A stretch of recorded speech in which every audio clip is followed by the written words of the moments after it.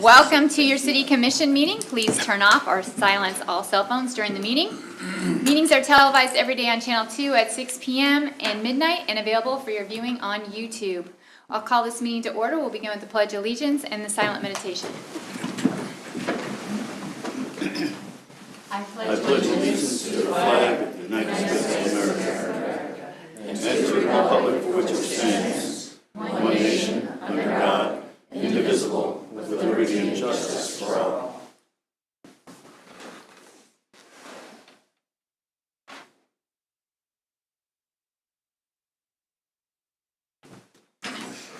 All right, we've got quite a few proclamations tonight, so I'll head on down to the podium.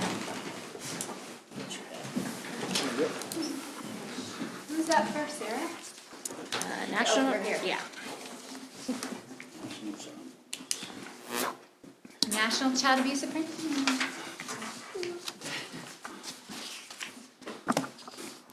All right, proclamation for National Child Abuse Prevention Month. Whereas our children are most vulnerable resources and will shape the future of our communications. And whereas child abuse can have long-term psychological, emotional, and physical effects that have lasting consequences for victims and abuse. And whereas protective factors are conditions that reduce or eliminate risk and produce or promote the social, emotional, and developmental well-being of children. And whereas effective child abuse prevention activities succeed because of the partnerships created between child welfare professionals, education, health, community, and faith-based organizations, businesses, law enforcement, agencies, and families. And whereas we acknowledge that we must work together as a community to increase awareness about child abuse and contribute to promote the social and emotional well-being of children and families in a safe, stable, and nurturing environment. And whereas prevention remains the best defense for our children and families. Now, therefore, I, Holly Pittman, Mayor of the City of Leavenworth, hereby proclaim April 2025 as National Child Abuse Prevention Month. Can you clap for that?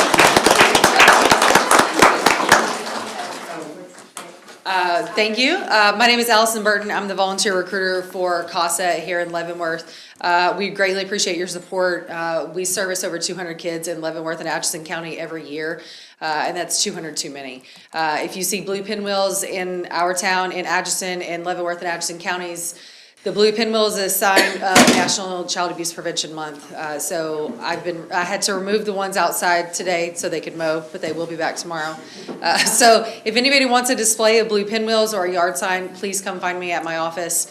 We're right across from Candle Queen Candles. Thank you. How we're going to end Child Abuse Prevention Month? Are you talking about in May? Yes. Oh, we have, I was like, well, I'm tired, y'all. I'm so sorry. On May the 2nd, we have our Night at the Races, which is our largest fundraiser of the year. It is at Deer Ridge Estates in Tonganoxie this year. So if you are interested in tickets or sponsorships, please let me know. Thank you. All right. Sexual assault.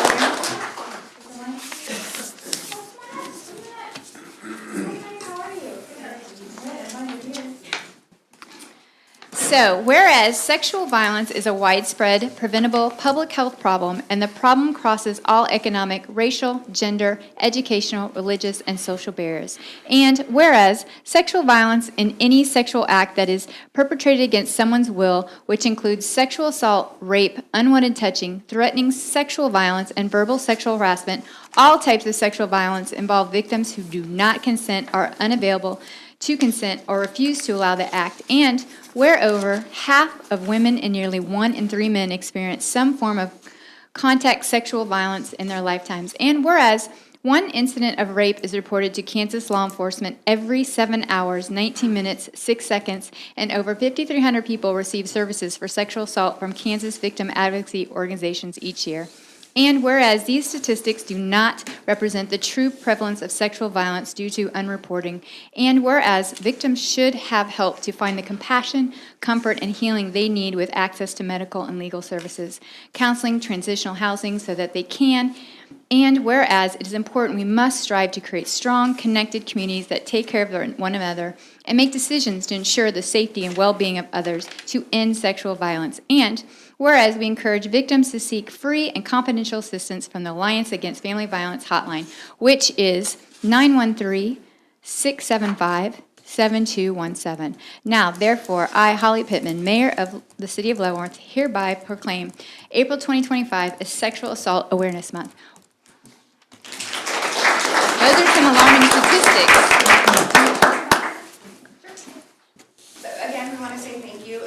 My name is Christy Reed. I'm the shelter manager there. I know last year when we received this, we did not have an executive director at that point, so I wanted to introduce Elena Crenshaw. She is our executive director. Welcome. Hi, of course, I'm Elena Crenshaw, and thank you, Christy. And we just wanted to let y'all know that in the last year, we have serviced 175 either individuals or families with direct services or in shelter. We are, now that we have a solid management team, we are looking forward to pushing our services further out into the community to further help with prevention and awareness for all of these domestic violence and sexual assault crimes. Thank you. Thank you. Matt, you're next. Are you ready? You guys just a week, not a month, huh? Correct. Whereas libraries spark creativity, fuel imagination, and inspire lifelong learning, offering a space where individuals of all ages can explore new ideas and be drawn to new possibilities. Whereas libraries serve as a vibrant community hubs, connecting people with knowledge, technology, and resources while fostering civic engagement, critical thinking, and a lifetime of learning. Whereas libraries provide free and equitable access to books, digital tools, and innovative programming, ensuring that all individuals, regardless of their background, have the support they need to learn, connect, and thrive. Whereas libraries partner with schools, businesses, and organizations, connecting the dots to maximize resources, increase efficiency, and expand access to essential services, strengthening the entire community. Whereas libraries nurture young minds through story time, STEAM programs, and literacy initiatives, fostering curiosity and the love of learning that lasts a lifetime. And whereas libraries protect the right to read, think, and explore without censorship, standing as champions of intellectual freedom and free expression. And whereas dedicated librarians and library workers provide welcoming spaces that inspire discovery, collaboration, and creativity for all. Whereas libraries, librarians, and library workers across the country are joining together to celebrate National Library Week under the theme, Drawn to the Library. Now, therefore, I, Holly Pittman, Mayor of Leavenworth, Kansas, hereby proclaim April 6th through 12th as National Library Week. Woohoo! Thank you, Mayor Pittman, and also city commissioners. The relationship between the city and the library has been around since 1896. First library, of course, was 1902. We've grown. We serve a larger community. We serve it with many, many more services. And I encourage you to stay abreast with all of the programs that we have coming up, not only this month, but throughout summer. Our children's programs are the highlight and really the focus of most of our programming activities, and we have some really exciting things coming up. So I'd like to see you at the library, and again, thank you very much. Thank you for coming, Matt. Chief, are you next? It's National Public Safety Telecommunicators Week. Whereas emergencies that require police, fire, or emergency medical services can occur at any time, and whereas when an emergency occurs, the prompt response of police officers, firefighters, and paramedics is critical to the protection of life and preservation of property, and whereas the safety of our police officers and firefighters is dependent upon the quality and accuracy of the information obtained from citizens who telephone the Leavenworth Emergency Communication Center, and whereas public safety telecommunications are the first and the most critical contact our citizens have with emergency services, and whereas public safety telecommunicators are the single vital link for our police officers and firefighters by monitoring their activities by radio, providing them information, and ensuring their safety. And whereas public safety telecommunicators at the Leavenworth Police Department have contributed substantially to the apprehension of criminals, suppression of fires, and treatment of patients, and whereas each dispatcher has exhibited compassion, understanding, and professionalism during the performance of their job in the past year.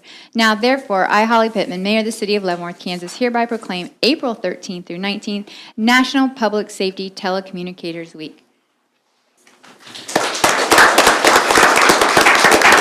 Madam Mayor, Commissioners, on behalf of the 10 dispatchers that the city employs, they answer somewhere around 70,000 phone calls every year in dispatch. They dispatch 3,000 fire calls and about 2,200 police calls every year. They're the unsung heroes of the public safety community, and appreciate your pause. But much more importantly, when you call me and ask me why there's 3 police cars somewhere and what's going on, I call them and they tell me, and that's what I tell you, and that's where we get all our information from. So very valuable. Thank you very much.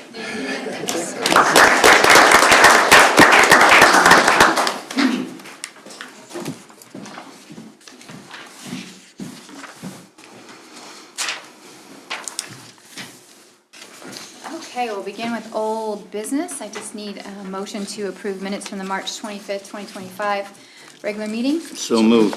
Second? Second. All right, motion's been made and seconded. I'll begin voting with Commissioner Hingla. Aye. Aye. Aye. Aye. All right, motion passes. New business. Oh, so we won't be able to see that, we'll just hear it? You'll be able to hear it. Okay. All right, we'll begin with public comment. Public comment is limited to 3 minutes per speaker. In the interest of time, we do ask that groups wishing to speak limit their public comment to 1 presenter. This is the opportunity for the City Commission to hear the thoughts of the public prior to conducting official city business. The mayor, City Commission, and city staff have been asked not to respond to those giving public comment, and no action will be taken by the commission on public comment items. The mayor may direct staff to follow up with specific individuals after the meeting. When speaking, please state your name and your address. A sign-up sheet will be provided in the commission chambers for anyone wishing to speak. Sarah, do we have people signed up tonight? do. All right. First up is Richard Pfeiffer. Hi, Richard. Good evening. Good evening. I'm Richard Pfeiffer. I'm the Assistant Warden at Core Civic Midwest. I would like to, first of all, I hope you're all well. Thank you for what you do tonight. There were a lot of proclamations. I used to work with CASA and the police departments, and it was nice to come in here and hear it. I'm returning back to the facility. I was there in 2023 and just started back there. And Core Civic is one that's provided a lot of jobs and opportunities for Leavenworth. And I'm telling you right now, one of the reasons I transferred back here, I love the town of Leavenworth. It's part of who I am, and it's where I wanted to return to. So thank you. Thank you. All right, next up we have Rick Hamilton. Hi, Rick. Howdy, my name's Rick. I live at 202 Fawn Valley Street. In a climate of bowed heads and bent knees, I fully expected this city commission to issue a non-binding resolution and then roll over. I was so proud last week to find out that I was wrong. To find out that there's still some steel in American bones. I'm looking forward to watching the status conference on the 23rd at 9 a.m. in Topeka Courtroom 401 and the hearings that'll follow. Give them hell. All right, next up is Sister Vicki Perkins.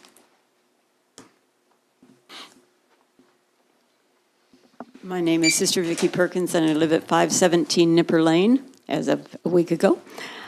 Anyway, I am here simply to say thank you for taking the stand you took on the Core Civic project.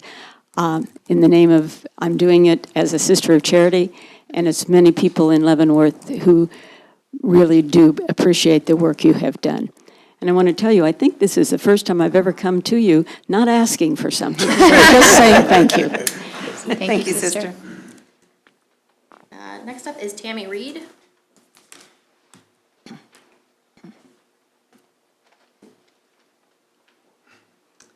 Good evening. My name is Tammy Reed. I've lived in Leavenworth County my entire life. I just want to go on record showing my support for Core Civic. I've worked in corrections for 36 years, the state level and the private sector. I still have family that work in corrections. I believe that all the facilities have experienced the same challenges as Core Civic has. Core Civic has operated in this community for 30-plus years, and I've worked there for 24 years, and I found that they have been supportive in this community, and they are very supportive in their staff also. Thank you for your time. Thank you. Next up is Carla Wiegers. Thank you. Thanks for giving me the opportunity. It's Carla Weekers. I'm at 530 The Bittersweet in Lansing. My topic was just kind of youth empowerment and youth mentorship. I will say that it was about a year ago now, in April of 2024, that Ed Hagula, a fellow Rotarian, brought to me that Mr. Wilson and also Ms. Pittman were starting a Big Brothers Big Sisters program. And I was so excited about that. And I invited people to come and speak to Rotary, and I said, sign me up. And so I began that process. I've been a 16-year Girl Scout leader. We've started a scholarship for the greater Kansas City area. So I'm very dedicated to youth and youth development and youth leadership, as many of you are. I feel like something just dropped as far as the Big Brothers Big Sisters program in our city, in our Leavenworth County area. And I just want to find out. I put in my application in August. I frantically, the references finished their work and sent it back to who it needed to go to. But I just didn't hear anything for about 5 months. I don't know how many people are on the waiting list ahead of me as far as mentor and mentee matches. I still want to do this. I feel like I have the time, and kind of when you commit something and fill in the application, you're kind of building that time in your life. You're saying, hey, I'm gonna have this amount of time and effort to volunteer to work with youth and their development. I will also say that there's a certain amount of trust in the digital footprint that you're putting out there too, because there is a background check done. I knew nothing would be wrong, but it's just, you're putting your social security, you're putting your driver's license and those kind of things. So the volunteers in the mentor position are really giving a lot, even up front, before they may be selected. I've seen multiple fundraisers for Big Brothers and Big Sisters in the fall timeframe, and I just don't know what those funds are spent on. It could be those background checks, and I get that. Questions I would have is, I think Big Brothers and Big Sisters, as we heard from the proclamations, those are the kind of programs that can change that can really change the trajectory of lives and relationships between adults and kids, and the intergenerational support that we give to our children and our youth. So I would say I love the concept. I hope it's still around. I'm more than willing to be a mentor to a mentee, and I'm still wondering how many people are in the queue awaiting matches like me. And when I sign up to volunteer, our time is our most precious commodity, even more than money, even more than fundraising. So I'm anxious to start contributing in this way. So I'm just looking forward to the opportunity, and I hope I hear from you. Thank you. Next. Next. All right, we have Mr. William Rogers.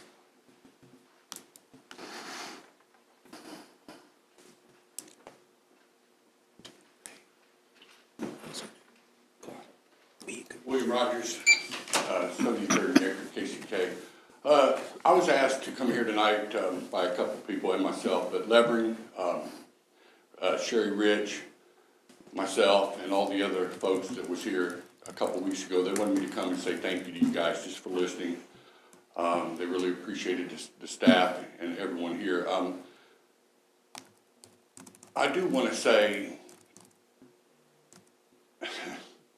I find it a little bit amusing tonight because a couple of people that spoke earlier was there when Levering got attacked, and none of them cared to reach out to her since.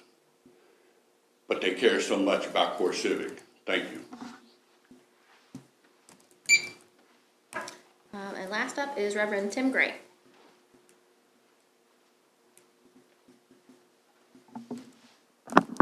Evening. My name is Tim Gray. I am the pastor at First Presbyterian Church just up the street. I'm here on behalf of myself and several of my members. We want to thank you for your effort in continuing the conversation with Core Civic. We appreciate your time, your energy in extending that out with another partner in our community. Want to note that I am actually new here in Leavenworth. I've been here for about a year and a quarter. And one of the things I've learned about Leavenworth, about the character, the values of this city, is that we are built upon supporting the military, making sure that we are caring for our leaders, making sure that those who are under their leadership are cared for and kept safe. The other part of Leavenworth is for making sure that we are correcting, that we are rehabilitating. And I appreciate that. And so even as the lawsuit is continuing on, I want to encourage us all to be thinking about not only what is CoreCivic providing for the community in terms of economics, but also making sure that we keep our employees, our future possible employees, safe, but also those who are detained, those who are kept in those facilities, that we are also responsible for our neighbors no matter where we are. So thank you. I appreciate your work. Continue to follow all your efforts. Thank you. That is all. That's it? Okay, thank you. Mayor, do you want to put the clock down? No, it's okay. I don't notice it. Okay. Doesn't block my view. Okay. Okay. New business, mayor's appointments. Let me ask, would the commission feel more comfortable? There's several of them, 1, 2, 3, and then the fourth one, we have several people. Would you feel comfortable separating them out, or are you okay doing them all as one? I'm okay. Okay. You're fine? Okay. Then I'll go ahead and read this. I, Mayor Pittman, move to appoint to the Convention and Tourism Committee John P. Hutchison to an unexpired term, January 31st, 2027. Appoint to the Leavenworth Planning Commission Dennis Hund to the unexpired term ending May 1st, 2027. Reappoint the Leavenworth Preservation Commission Kenneth Bateman and Sherry Hines Whitson to terms ending May 1st, 2028. Appoint to the Library Board Rebecca Kellogg to the unexpired term ending April 30th, 2028, and appoint Melissa Davies and Aaron Sack to the terms ending April 30th, 2029. It does require a second by the... Second. All right, motion's been made and second. I'll begin voting with Commissioner Martin. Aye. Aye. Aye. All right, motion passes. All right, next up is to consider the cereal malt beverage license for Bill's on 4th. The address is 2205 South 4th Street, number 2. Madam Mayor and Commissioners, before you this evening is a request to approve the cereal malt beverage license for the new restaurant, Bill's on 4th, located at 2205 South 4th Street, Suite 2. The owner has submitted the application for an on-premise consumption cereal malt beverage license for their new location. The police department has reviewed and approved the application, so tonight we are here seeking your approval to issue a 2025 on-premise cereal malt beverage license. And with us tonight is Bill himself, so if you have any questions, here I can answer them for you. What's the deal, Bill? Trying to get some new restaurants. Do you still have your bread pudding? Oh, yes. Okay, well, that's all I needed to know. And his fried chicken is good too. So when do you expect to open? Another 2 or 3 weeks, get everything done. Good, See if I can get my. good. We're cereal glad to malt see you. beverage. Glad to see you're hanging in there. I am. All right, Good, I'll good. entertain a motion to approve the cereal malt license. So moved. Second? All right. I'll begin voting with Commissioner Hingla. Aye. Aye. Aye. Aye. All right. You're Thank good. you, Bill. Good luck. Thank you, Bill. Appreciate your time. All right, let's move on to staff reports. First up is our public comment and discussion. Thank you, Mayor and Commission. So for these next 2 items, just kind of give you an idea of why they're on the agenda. It was a pretty light agenda tonight, and then our upcoming study session was very heavy.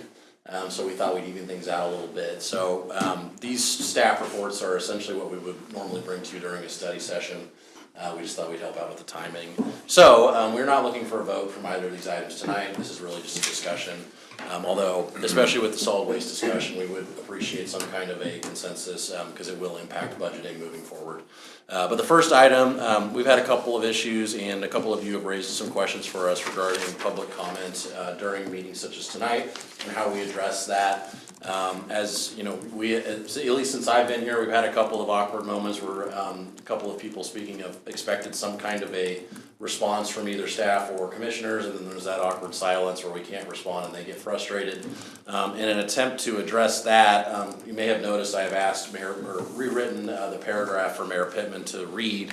I won't read the whole paragraph because you've heard it a few times now, but I did add in there, this is an opportunity for the city commission to hear the thoughts of the public prior to conducting official city business. Mayor, city commission, and city staff have been asked not to respond to those giving public comment, and no action will be taken by the commission on public comment items. The rest of that is, it's in between the original paragraph that we've been reading for a couple years now. So if that language sounds good to you all, we can certainly amend that as well, but more specifically, some things that you guys have either asked of us or that members of the public have asked us for you all to consider. Namely, is the 3-minute time limit sufficient for members of the public to provide comment? Many cities that I work for and in other cities have an additional time limit for people representing groups, since there's more people represented and we ask only one person come up. Some cities offer extra time if you're speaking on behalf of a group. So this one probably needs the most discussion, or at least the most clarification on. Public comment during items on the current agenda. As you note in our the paragraph that we read, we specifically note items not listed on the agenda. So if something is on tonight's agenda, we don't specifically address when a member of the public may speak on an item that's on the agenda. Except during a public hearing, which is required during the public hearing to provide that moment. So it's really been up to the discretion of mayor and commission when they're going to allow that kind of comment. It may be good to clarify when members of the public can speak on items on the agenda too. And then finally, do you want an official written policy on this or not? As of now, there is no written public comment policy. So if there's if you'd like this put in writing where it's very clear that we can disseminate, we can do that. Otherwise, we can address these items administratively. It's kind of where we want to go with that. I think, I think. I'll just add a couple of comments. First, just so you all know, and again, I know this is not the direction you're going in, but there is no legal requirement that you have a public comment section in the first place. And generally, you can regulate public comment in time, place, manner, those types of things. The one thing that, and Scott pointed out in his report that has stood out to me, and I've given a thought about, is the agenda versus non-agenda items. I have a little bit of concern that distinction could be qualified as a viewpoint restriction or content-based restriction on speech. Such that if you say, basically you're not saying you can speak for X minutes, you can say you can only speak about these topics. So generally my recommendation on something like this would be, a couple different approaches. Either have public comment on whatever you want. Yeah. Or if you're gonna have this specific section as to non-agenda items, then you would probably need to make room for public comment as part of every agenda item you have, so that you aren't creating a situation where you're regulating the content of the speech. So I would, my recommendation would probably be, unless you want to have, except for public hearings, which are kind of different animals, is that you probably get rid of the non-agenda item language on this. And if there are agenda items that do have hearings, I think it's fair to say these comments will be accepted that part of the budget hearing, for example, a zoning matter. Those are the times for that. But otherwise, I would probably get rid of that restriction in the language, just to avoid that type of argument. The only concern I have with that is hearing from the public. I mean, we've got something on the agenda. I feel as commissioners, we should be able to, sometimes people will come up with ideas or something they've seen on the internet, and they think it's gonna be this way, and they come up and then say stuff, and that might not be what we're gonna discuss. I mean, we may have already had something else. And I just feel like as a commissioner, I want to be able to discuss those items on the agenda. First. I'm certainly not First. saying that you couldn't discuss those items. I mean, and perhaps I'm misunderstanding the question. I mean, are you saying that you would prefer, and this is up to you all, on any agenda item, would you like to have public comment on agenda item by agenda item? Because you could do that. No, No. not Or really. you could have open public comment, of course, receive that feedback, and then when the agenda item comes up, address the feedback you received, whether that was, this was a misunderstanding that was said earlier, or that was good feedback we got, let's discuss about this now that the agenda item is up.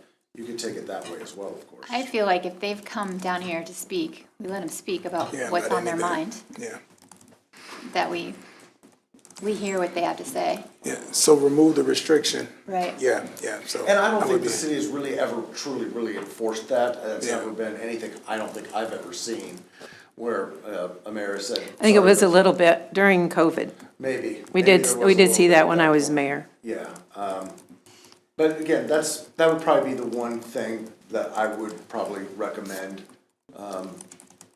from Scott's items. But, otherwise, I think you do have the general discretion to regulate the time. You have the ability to regulate behavior in some ways it gets rowdy or things like that. You have, protections there that you can do. A lot of this is up to you this is, a lot about running an efficient meeting. Yeah. I So think I'm we in should favor- keep it flexible too. I don't think we should put it in ordinance. Yeah, I'm in Yeah. favor of removing the restriction, then, if a citizen comes down, then, they got 3 minutes to speak, I'm open to hearing whatever their concerns Yeah, are. whatever it is. I And think the so- 3-minute limit is good. I mean, I think just anybody can pretty much get a point Yeah. across in 3 minutes. Yeah, I've got several thoughts on this. You guys probably know that. Definitely from a policy standpoint, I think we have too many policies already as a city. So definitely not up for another one. But I just think it's important that, looking over this, and I appreciate the outline you did here, Scott. I just think, our number one priority is our residents. We cease to exist without them. And I think definitely I appreciate, David, what you're saying about, maybe taking that restriction out. I'm glad you brought that up because that's where my head was going. Like, okay, well, I don't want to restrict something that our people can say Right. specifically. If this is, if we're trying to address awkward silence, personally, I signed up for the awkwardness. It's I don't know. I think most of the time, maybe we get 1 or 2 people that show up to meetings, and then we ask people to show up, and when they do, I don't want to restrict them. But I just think, as long as everything, is appropriate, even if, last year somebody was shouting, it's like, bud, they weren't coming up and punching us in the face or anything like that. I just think it's the least we can do is to listen, no matter what it is. If they want to talk about the weather, or something on the agenda, whatever, we owe it to them. And and I think sometimes it's just best judgment on how long things go. And, I think we balanced it pretty well. Yeah. Most people, I'm flexible on time, and I'm fine with giving, if it's a group, giving them more time. I'm fine with all the time stuff. I feel like most people, we rarely go over. Yeah. Or if they do, they finish up. But I'm flexible for that. But I definitely want people to be able to, if they come here, I want them to be able to speak and say Yeah. what their Make thoughts good are. points. I will go along with that. Yeah, Commissioner. Yeah, sorry, Ed. Okay. I would ask you to clarify one thing. Add to the, and no action will be taken by the commission on public comment items. Not quite true on the surface. We might take action on it next week or the week after, so I would just add a couple of words, or one word, tonight. If it's not on the agenda, we're not taking action on it. True, but we don't want anybody to get the idea that we're gonna go later on and we're gonna be taking action tonight. It just makes it clear we will not be taking any action on it tonight. Yeah, we can massage that, in case there are emergency situations, say, action is not expected or something, we can. Yeah, or we may not take Something- action we on it can tonight. Certainly massage that. Yeah, The point is well taken. And one more thing, and I wasn't sure if you're gonna hit on this, Ed. The other thing is, we talk about, one person speaking for a group. I think we have to be careful about that, because what constitutes a group? There might be a group of people that feel the same way, but Yeah. maybe they're not a group. And I don't want to limit 15, 20 people talking because they're perceived as a group, even though they're not. So I just want to make sure we're careful on that, because I think that could be a slippery slope. And I do, I think sometimes we don't have anything to say when there's comments, and sometimes, I know for me, I'm guilty of this, I need some time to process certain things I hear, like, all right, well, let me dwell on that a little bit, think about it, but as long as folks know that, hey, and maybe we have a follow-up, I remember asking you in the past, Scott, like, hey, can we follow up on that, talk about that internally more, so I think as long as people know that we're open to listening to what they have to say, I think that's, I would say everybody's goal, it sounds like, so. Sounds good to me. So I think I'm hearing a consensus of we remove the items not listed on the agenda and just allow any public comment. And then we don't need a written policy, and we're gonna keep the current time limit requirements as is and everything. And then we'll massage some of that language to clarify some points. Sounds good. I'm okay with that. And possibly something with the group language also that I mentioned, is that, We can revisit that. okay, yeah. As long as We you currently, can the check it only out. requirement we don't even have a requirement for group language, is we just ask that you only send up one representative. I brought up the suggestion if you wanna add more time or If make it's it more just an official. ask, then that's Yeah, cool. that's really done more of, that's not like we're gonna prohibit you, it's just a way of, again, running an efficient meeting. That Yeah. if you're No, all, that's if cool. you're 20 people here and you're all under citizens for X, Yeah. can you send one representative rather than have 20 people all repeat the same? No, noted, yeah, I appreciate that, And that's thank just you. more of a practice. Cool. Good. So, thank you. Thank you. Yeah, thanks. All right, solid waste update discussion. Yes. The fun one.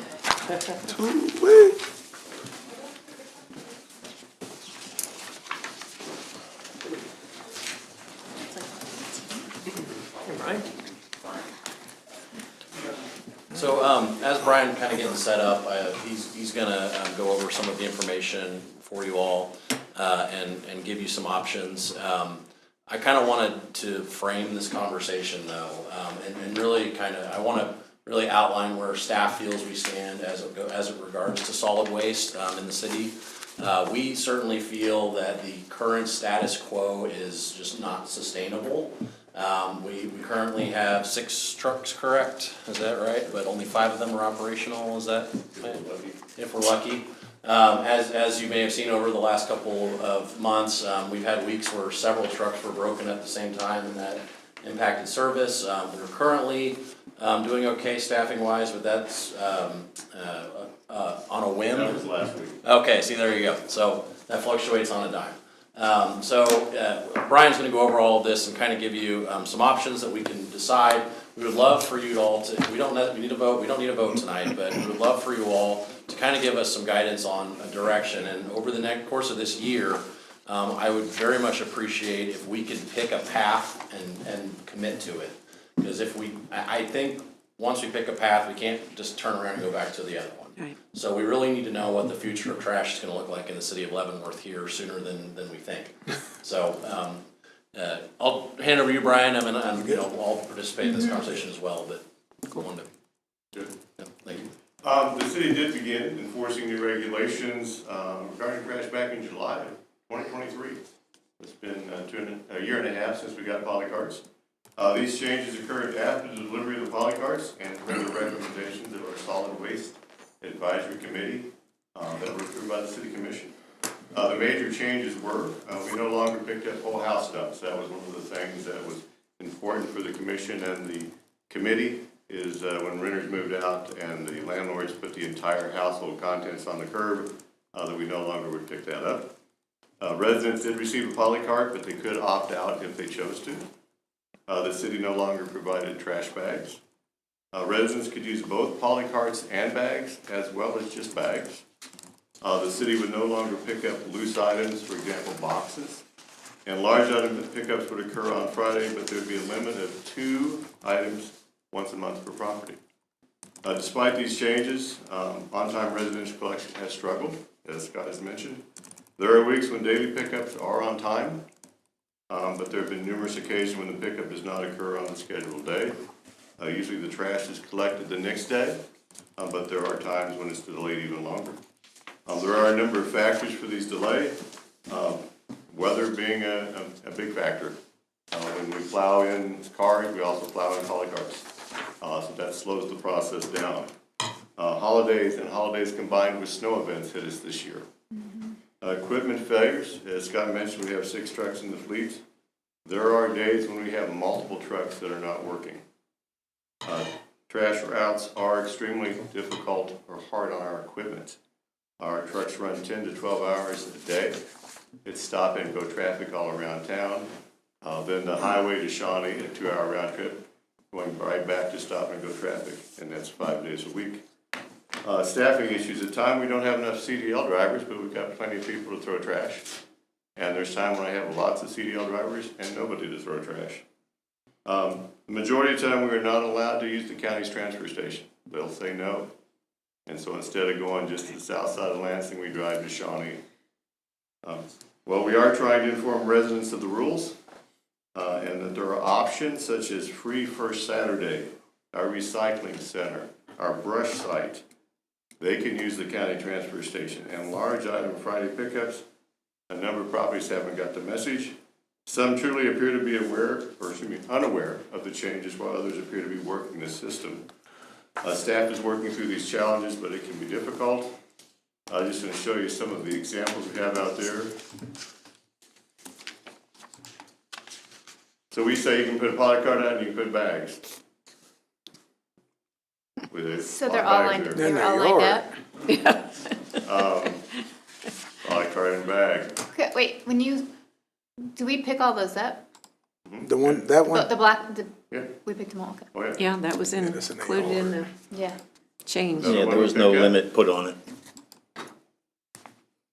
So what do we pick up here? There's a polycart buried in that. Did we dig through everything to get to the polycart and the bags? If we pick it up, why shouldn't we throw it in the trash truck? Same question here. Then we have some of these that kind of overloaded. We try to push these trash carts out to the truck, attach them to the tipper and dump them. When you have things like this creates issues for us. It's worth pointing out that there seems to be this perception that anything in the vertical space above a polycart counts as acceptable. But I mean, obviously, there's a limit to what the truck will accept. So back up one, what did you do? Did you grab those boards and you just take them out by hand instead of using the?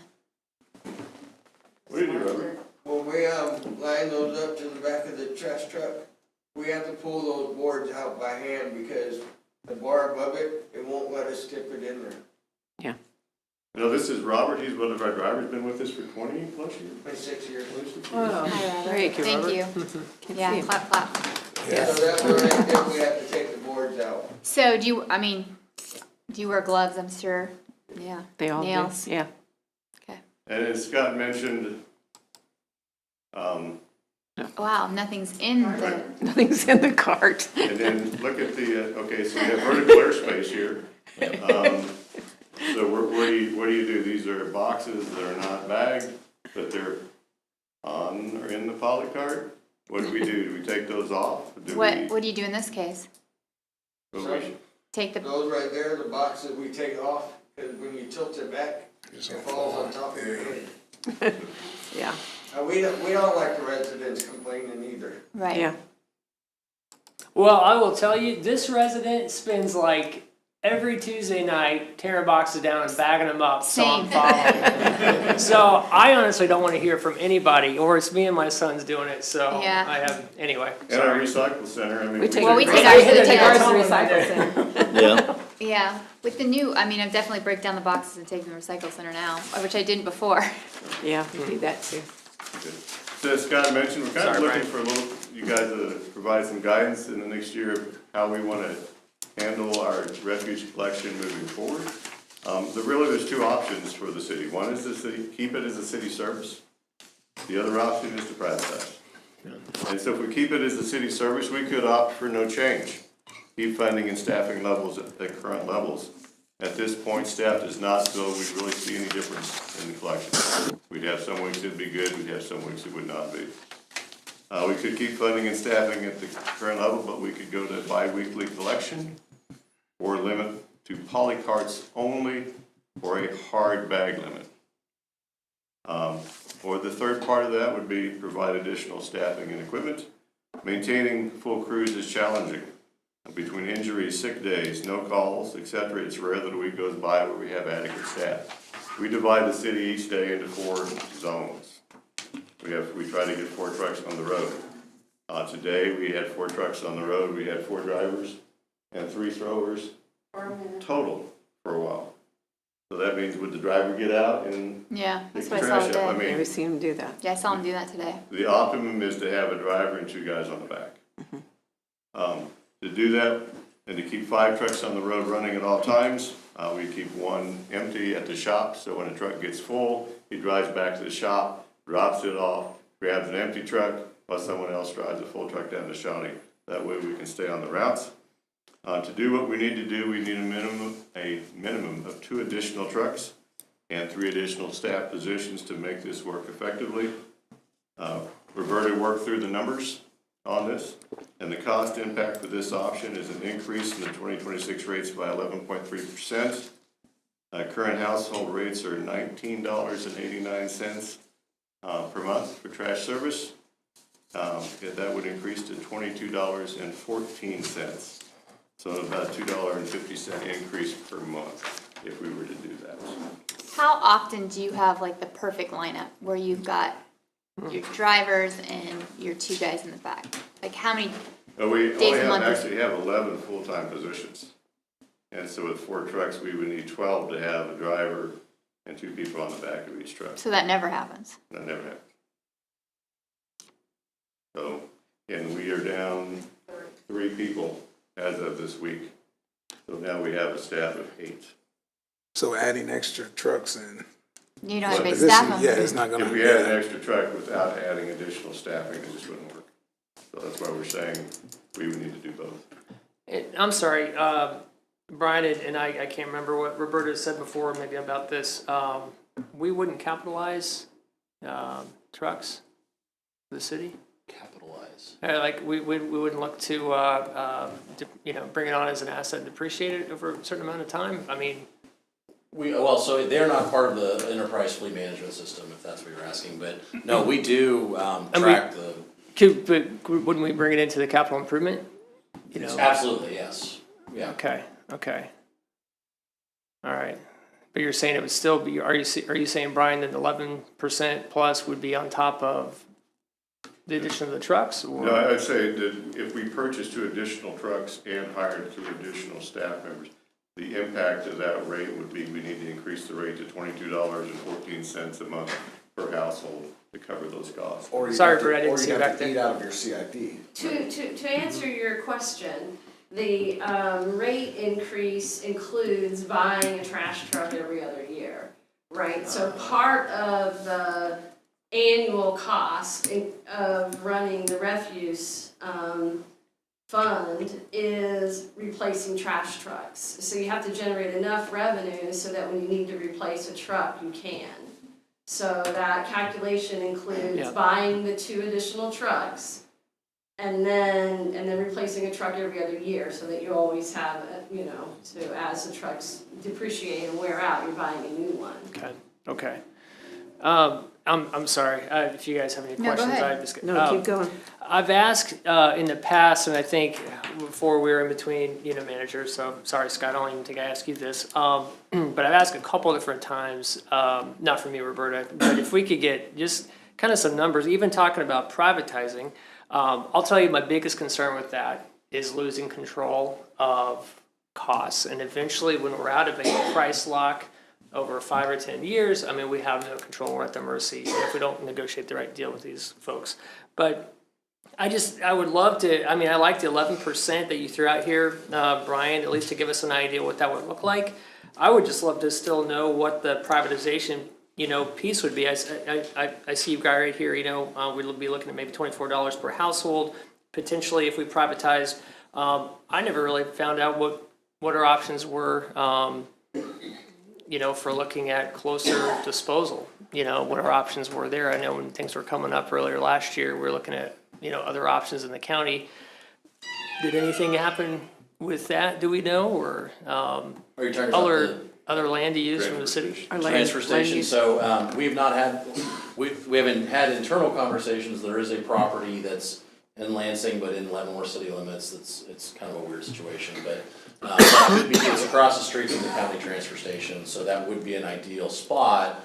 Obviously, you would have to coordinate that with the city of Lansing because it's a Lansing road and all of that. But that is, so if we go, that's one of the things we would recommend is if we are going to stay internal, is that we would look into opening that facility on that property as a transfer station. It is away from, I know we had, there's a lot of concern about Abel's Field for that because it's right in that downtown corridor. Main corridor of the city. Is that it right there? That's actually the location that we're looking at. Okay. So it's in an industrial area. It is, the property is in the city of Leavenworth, but everything around is in the city of It's like the Lansing. island that we own. Yeah, it's a little odd. But it has plenty of space. And, Chief Kitchens has already carved out his portion for a gun range that we'll discuss someday, but, and there's enough for both. But anyway, so yes, that would be a necessity if we decide to keep it internal, would be to open that transfer station. Driving our trucks to Shawnee every day is incredibly hard on those vehicles and they already take a beating. It costs us staff time, not to mention, there's going to be a day where that Shawnee landfill closes, sooner than later. Yeah. And, Brian, can you tell me, now you called out, back in 2023 when we made the transition to the poly carts. Are you saying that after the poly carts were implemented, we started having some of these issues, or it's just compounded everything with just the way the labor market is right now? Or when did you, can you provide maybe more? The biggest thing I think has been kind of the labor market. Mm-hmm. It's been a challenge to hire people and to keep them. Becky and Robert can talk to it, but we had a very dedicated crew of people, throwers that they really like getting done a little bit early each day because we would allow them to go home if they got done. Some of that drive is left. They're not as interested in that now, I guess I'd say. Yeah. We get people hurt. I mean, like I mentioned, 2 weeks ago, we throw 46 tons a day, which is 92,000 pounds these guys are picking up. And they're not all in poly carts. I mean, there's still a lot of bags out there. So the injuries add up. There's just a lot of things that happen, so. Do we know who the city of Lansing contracts? Oh, you said Waste Management right there. Okay, okay. All Now, the cities around us have contract, don't they? Yeah. but still, was it 2033? They're going to be closing up shop? But they dispute the numbers that were released. They say that the landfill can last longer. But I think what will happen is they would shut people off like us and keep their own customer base. Mm-hmm. And so like the city of Lansing would probably be able to hang on longer with that landfill versus the city of Leavenworth if we're collecting it ourselves. But no guarantees even for them. Mm-hmm. Yeah. That would be my guess. Mm-hmm. How much would it cost to set up a transfer station at that location? That's actually a number we don't have right now. There's a couple options. We own the property. That we could contract out and build ourselves. And we could run it ourselves, which would require more people. Or we could work it with a private contractor to build it and to manage it, and we would provide them a long-term lease for that. Just a couple of different options. And the county's still out. That's not it. Take our trash to the county transfer station. The county, if we signed a contract with the county to bring all of our trash there, they have indicated they'd be willing to do that, but they will not cut us any break on the cost. Yeah. And so It's right cheaper. now, Everything is negotiable. I will say that right now, right, David? I mean, I would love to look at the option. Like so right now, we're $38 and some odd cents, I think, a ton to drop in Shawnee. The county is $62 to $64 a ton. That's ridiculous. That's a big difference. So it would be a significant change.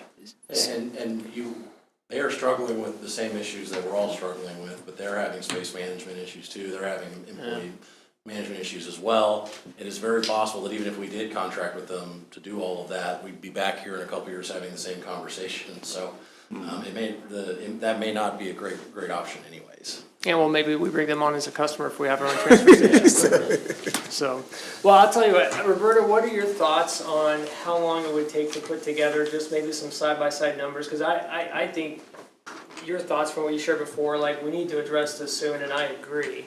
How long would it take maybe to get a few more numbers put together and what that'd be looking like, short-term, long-term impact? I'd have to get information from other people. Yeah. But as far as building a transfer station, I mean, there's just so many different options. Sure. You give me, if I have the information, it doesn't take very long. So it's really about gathering the numbers that, I need to know specifically what you Right, want. well, to my point, I guess, maybe instead of, hey, let's maybe look at a rate increase to help limp us by a little bit more, hey, if we're gonna make a drastic change, a positive change, then maybe can we iron it out, 30 to 60 days before we start planning, get all of our budget numbers together for, I don't know, I'm just asking. So your question is, if we, to do it properly in-house, we'll have to build the transfer station, we'll have to manage the transfer station, we'll need this many trucks, we'll need this many people, the whole employees. kit and caboodle, Right. if we did it exactly the way we wanted, including a Well, I mean, I want to defer, that's that's where I'm going, but I want to defer to the team here.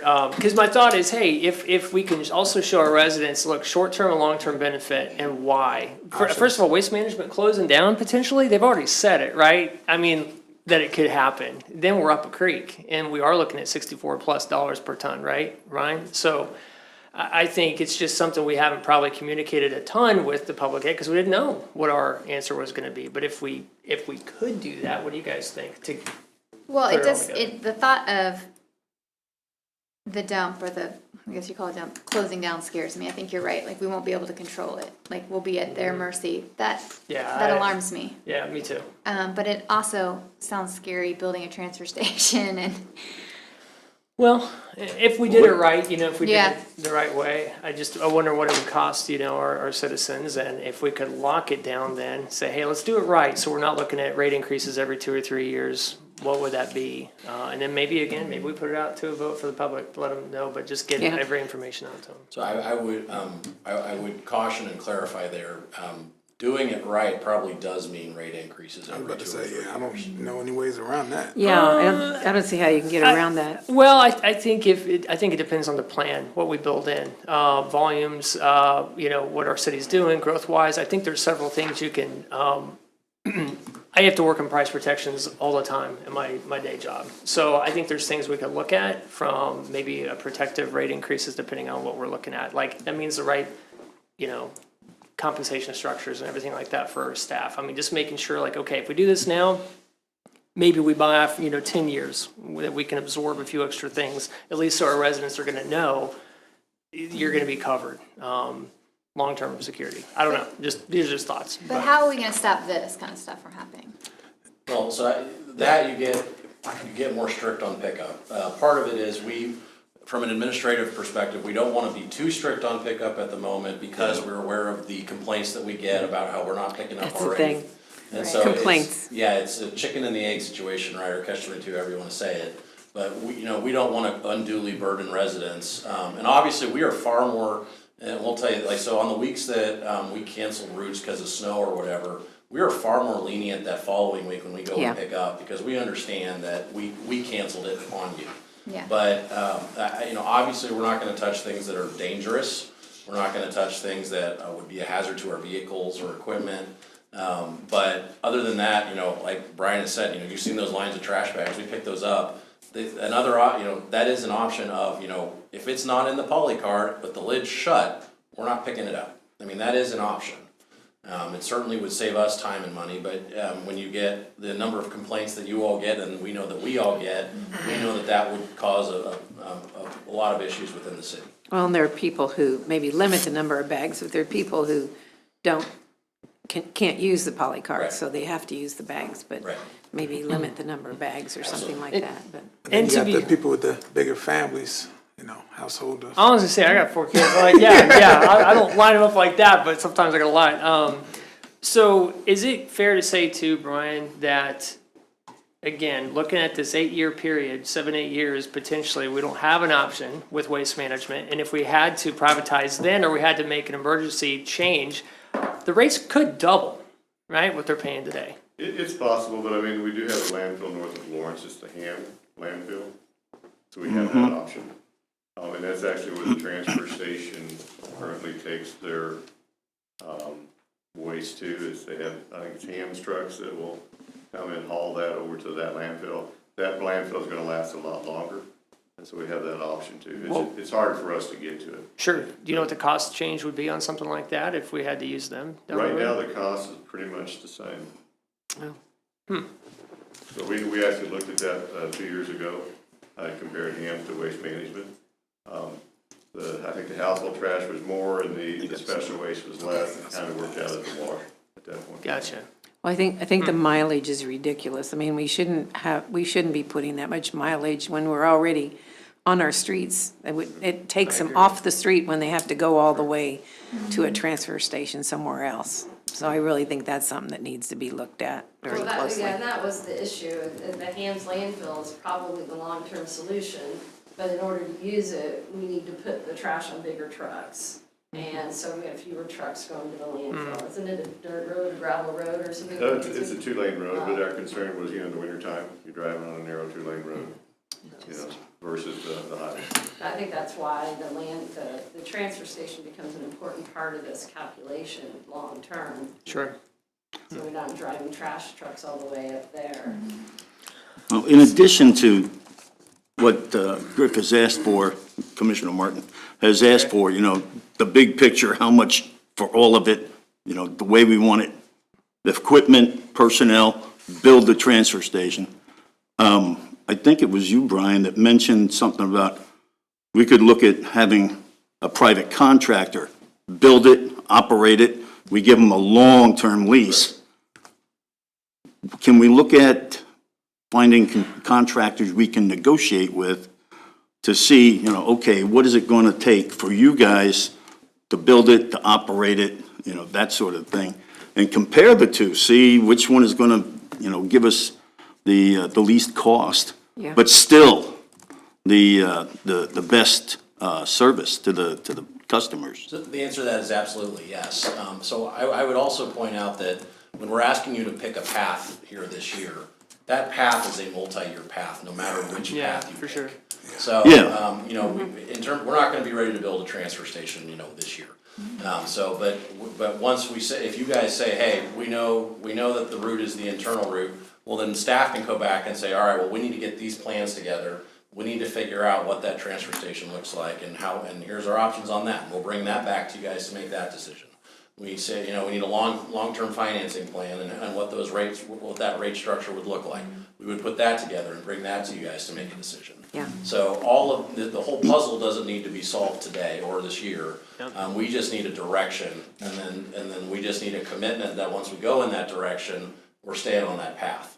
Because it will be far more costly and even more difficult to switch paths once you pick that direction. So we want to keep it in-house. Personally, I think it's best to keep it And we want to see what in-house. options are We wanna look available, at the run some options. I think we numbers. look at the options, yeah. Look at all the options. Yeah. I would love to know as a driver, what do you think? That's, What do you not this think? solution. Which way? Which way do you think? I mean, you're out there every day, putting you on the spot. You are putting I'm him putting you on the spot. What do you Yeah. think? I think a transfer station would look good out there, Yeah, and it would help us out. sure would. And I know some of the people at the transfer station that we talk to, every once in a while, because we're still friends with them. And, they're wishing that something was built too, that they didn't have all the traffic. Yeah, Oh, because they're lined up. They're in the same Yeah. situation we are, they're waiting on trailers. yeah. That's why we can't go out there, because Yeah. they got their business they have to run, and if we take our trucks out there, it'd take up a whole trailer. Thank you. Thank Sorry you to for put you your on the spot, expertise. but All right. It's good to hear from. I want to hear from, you're out there every That was a good day. answer. Yeah. Well, and you asked the question about recycling the brush side, I think we should keep that no matter what we do. And maybe one other thing too, I know the county's here tonight, maybe a little bit of representation. I would love to know, well, what if we had a joint effort with City of Lansing to see, all right, what if we combine resources? What could that mean for everybody financially? But I are don't they in know. a contract? City of Lansing Yeah, they're in the contract. contract, yeah, they're probably. The Well, they're- contract. Yeah, I'm in a contract right now, but just like, hey, if we did something together and we pulled our resources, what could that mean? They're contracting right now with Waste Management, that doesn't mean they have to all the time, but. So they would have to start out from scratch. Well, if we had enough resources internally to do that, and if everything was being covered the right way financially, that's what I'm saying. If there were other options out there and maybe we had more strength in numbers, I don't know, I'm just throwing it out there, but. I definitely think we keep large item pickup, because if not, there would be couches and chairs Yeah, and they all like- kinds they of like things that. for months until Excuse our. me, Madam Mayor, Yeah. it's not a case of there would be. There There is. are. Yeah, there would be, there. And it's hard, I mean, we have to send them a letter, and it's a 6-week process just to get all that moved, so. When it comes to trash, an educational campaign will only be so effective in the city of Leavenworth because we have such a high rental rate. Yes. So we could educate 100% Right. of our Half. citizens this year, and next year 50% of, not that many, but No, next not year even a next large year. chunk of them are gonna leave and you're gonna get all new people in there. Right. So part of it is being able to manage all that administratively, understand we're going to have some complaints no matter what we do, but at least we can be consistent and we can have a more effective service. Well, and I've been here for 10 years, and trash is the thing that I get the most complaints about. And if people aren't happy, then, it's good to look at some other options. If they aren't happy with what we're doing, we do the best we can with what we can afford. Right. And what they can afford, because they're paying for it on their bill. Yeah. So I it's what think they we can improved a lot. I think we think- came a long way, and I Well, know I think we we have. can The improve. carts, the poly Yeah. carts, I think, have helped a lot. Yeah, you don't see a lot of, like you used to, big Yeah. dumps on the side Yeah, of the road. that's improved a lot. Whole houses. Whole houses, yeah. The whole house. Question, yeah. Is that, the Solid Waste Advisory Committee, is that still, is it falling apart altogether, or do they That's just a still? task We force. haven't met since the commission adopted their recommendation. They see any reason to bring that back? No, I'm not suggesting that we do. I just wanted to know if we did. Yeah. If we still haven't, are they coming in and saying things, Yeah, they did a great job over the time that they worked on it, and really had some great ideas that we implemented, so. And we presented privatization to that group. And they were to a person who was adamant that the city, it was a service they felt the city should keep. They were concerned about, the cost if we went privatization. And, Waste Management's a good company. If they don't pick you up, they may not come back until the following week, but we'll come back the next day. Yeah, that's true. They felt strongly about keeping it in-house. Well, and they can raise their prices on you, and, you don't have any control over that. That's another issue, so.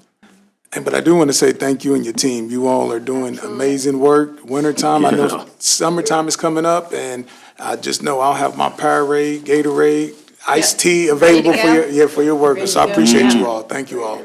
And thanks for coming. So, Thank you for coming. yeah, thank you. So to maybe recap then, so we're maybe looking at a longer term plan, for internal transfer station options, see what might make sense, at least enough that we have to work with, and you're still looking for direction still for kind of the budget too, right, Scott? Yeah, so what we will do, at least from what I'm understanding, the consensus is here, is we'll put together some more numbers, so to speak. We'll put possible rate structure, frameworks, and then we will do some surveys of neighboring communities, how much they're paying, who they charge. We'll put together disposal site options. So to save Roberta's sanity, I will have Trevor do a lot of that, my new assistant too. The finance department will provide some input. If you wouldn't mind giving us a couple months to help with that. Oh, for sure. The finance department's very overburdened at the moment with audit and all that. Yeah. Appreciate the info. But yeah, Trevor, Trevor's itching for a fun project. So There it is, trash. have him put it together, so. Where's He's Trevor? he's in class through the rest of May, and then he'll start coming to meetings, so, yeah. Okay, we need a meeting. He will be at State of the City though to meet all of you guys. Plus, you're always welcome to come in and say hi. Yeah. So you'll bring this back to us in a couple months? Yeah, probably, Study session. mid to late summer, whenever we have, It'll be a key part of our budget discussion anyway, so it'll be a good, Yeah. segue in there.